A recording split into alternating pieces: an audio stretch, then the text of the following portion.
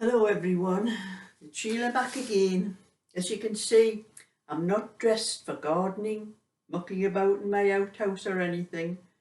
I'm just dressed to sit down and do absolutely nothing today, except knitting. I've been doing that much work in my garden, that much work in my outhouse, and I need a day of rest. And Sunday is actually called a day of rest. So I'm going down to my granddaughter's today, and that's what I'll be doing. She's doing my dinner, which she always does on a Sunday, unless she has anywhere to go. So that's where I'm going. So I'm just going to be sitting, doing some knitting before I go down there.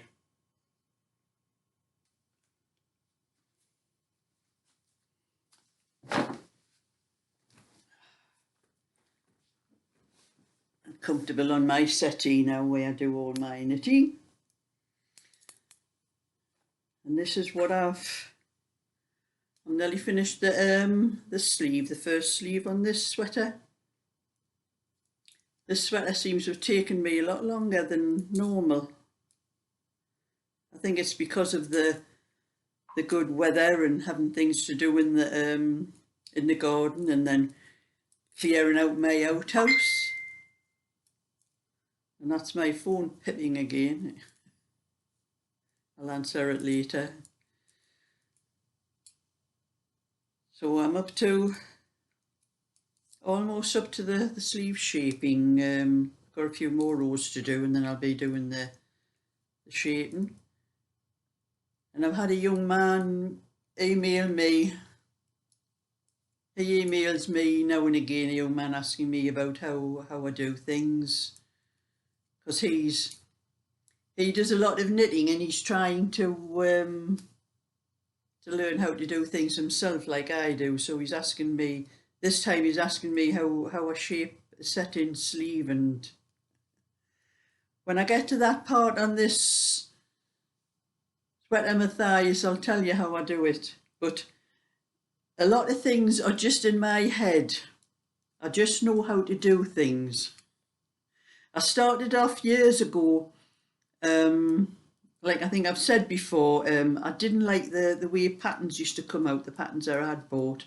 They never seemed to be right. I don't know whether I had a funny shape or what, but the patterns never seemed to be right. So I started working things out for myself. And I started off with my own size. And in those days, I think I was probably only about the size 12 to 14, something like that. I'm more like a 16 to 18 now. But then I worked out, I knitted the sleeve, and then I worked out, once I got to the armhole, where the armhole was, I measured from here up to there, from about there, where the sleeve is on my top here. I measured from about there up to where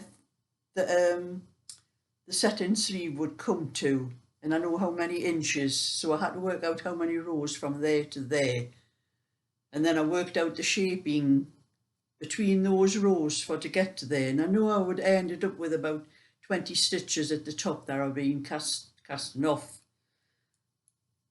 And that was how I worked it out. It was just trial and error.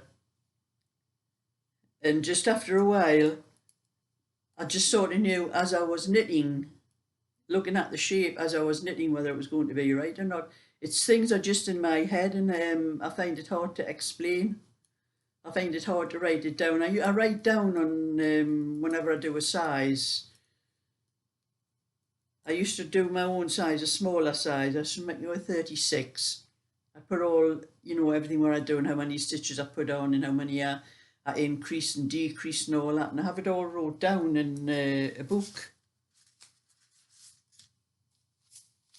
And I've used over the years, I've used the sizes that I did for myself from a 36, because I've always had it wrote down somewhere.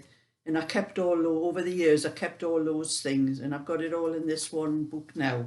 So I started off with a 36, and then as I got a little bit bigger, I went on to 38. So I wrote down all the number of stitches, rows and number of stitches, and the increase and decrease and everything like that. And then when I went on to I do 40 for myself now. So I wrote all those sizes down, and they're all in that book, but most of them are in my head. Sometimes I don't need to look at the book when I'm doing them. I just know what I'm doing, and it's very hard to explain. If you could get inside my head, you'd be able to work it out for yourself, Matthias, but I find it very hard to explain, and I just know what I'm doing. That's the only way I can explain it. So I'll get a little bit of this knitting done this morning, but it's just after 10:30 now. I'll be down my granddaughter's round about 2. So I'll take my knitting with me, but I'll probably not get much done because it depends what mood it's the youngest one really, what mood he's in.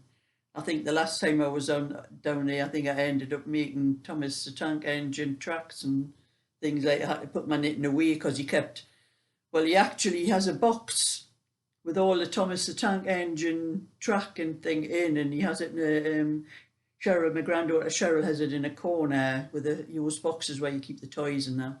The box was pulled out. He dragged it over to where I was sitting and rammed it into my legs. More or less saying, put your knitting away and you're playing with me now. So that's what I did. So it all depends what mood he's in, what I'll be doing and whether I'll get much knitting done. But I do try. And then I've got this friend. It's a friend I go to bingo with. And she messaged me the other day and she says, Sheila, I've got a favour to ask of you. So I messaged back, what? She says, my friend's daughter's having a baby and she wants me to knit 4 cardigans. And she says, you know, I'm hopeless. I can knit 1, but she says, you can knit much faster than me. She says, if I give you the wool for 2, will you do 2 and I'll do the other 2? So it looks like I've got a couple of baby cardigans to do as well. I'll never get onto my own knitting, you know. I've got 1 or 2 things I want to knit for my own as well, and I'll get onto those one day. Hopefully. I've got 1 more order to knit after an actual order after I finish this one for my friend Angela. So I'll be messaging you soon, Angela, you know. And then get this one finished first and get it sent off to the lady I'm knitting it for. It took me a little bit longer than normal, this one, like I'm saying, it's better in the winter when I'm knitting in the winters. I've got nothing else to do. I've got no garden to sort out, and you know, you don't have things to do in your garden in the winter, just tidying things up, that's all.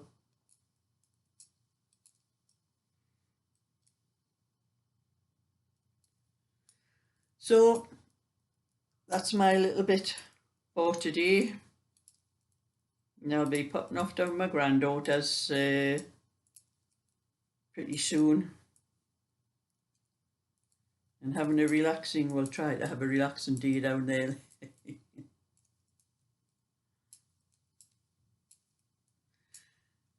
So I'll let you know how I come on with this. It's quite a bit done. It's not much left. I'm nearly up to the armhole shaping, so I'll let you know how I get on with this. So the thumbs up and subscribe, and I'll catch you all another time. So bye for now. So just a little bit extra to add to my video.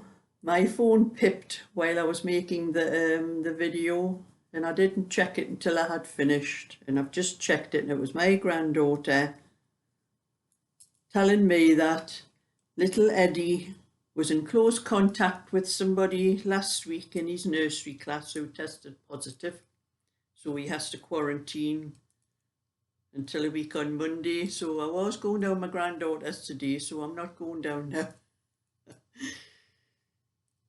So that was just a little bit extra, just to let you know that I will be at home all day today. Good job I get those dinner things in my freezer for emergencies, you know. Yeah, I mean, I'm okay. I've had both my jabs, but I could still, if Eddie has picked it up, I could still pick it up off him and pass it on to other people. So we have to obey the rules, don't we, and do what we're supposed to do. We don't like it, but that's what we have to do. So that was just a little bit extra. I've added to this video. So like I said again, bye for now, and I'll let you know what happens when I catch up with you again.